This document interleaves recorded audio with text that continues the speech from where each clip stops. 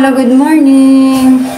Mag-alas 11 na pala guys. Ako ngayon ay magluluto ng adobong manok for lunch. Para sa aming pananghalian.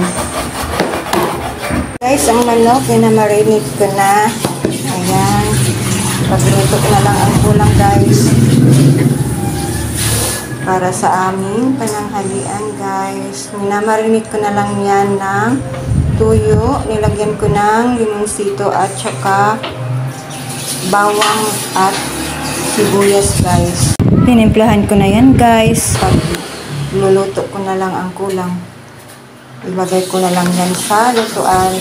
Kaya na guys, ilagay na natin ang ating manok guys. Para lutuin. Ayan ako magluto ng adobo guys. Na-marinate ko na. Ayan. Ilagay ko dyan lahat. At pagkatapos nyan, pakuluan hanggang sa matuyo na yan guys. Lagyan na natin yan ng kunting tubig guys. Lagyan natin ng kunting tubig guys. Para sure na maluto ang manok. Ayan. Tapos takpan natin at hintayin kumulo guys. Hintayin natin na kumulo hanggang sa natuyo na yung tubig guys. Nalagay natin. Okay guys, update natin ang ating niluto na adobong manok. Ayan, malapit na guys. Maluto siya. Dali maluto na to, kaso lang pakuluan muna natin ng konti guys. Pakuluan muna natin para sumiksik ang kanyang lasa guys sa kanyang laman. Kaya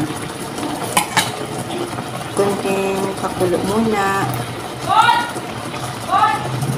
Pakuluan muna natin.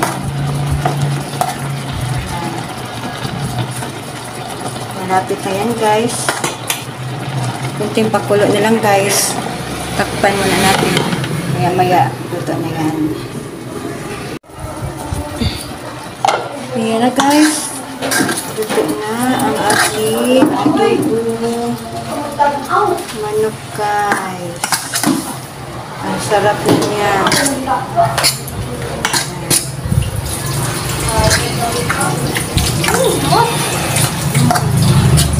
Mabango daw, sabi ng anak ko guys. Ayan, luto na ang ating adobo. Ready for lunch na guys. Ayan.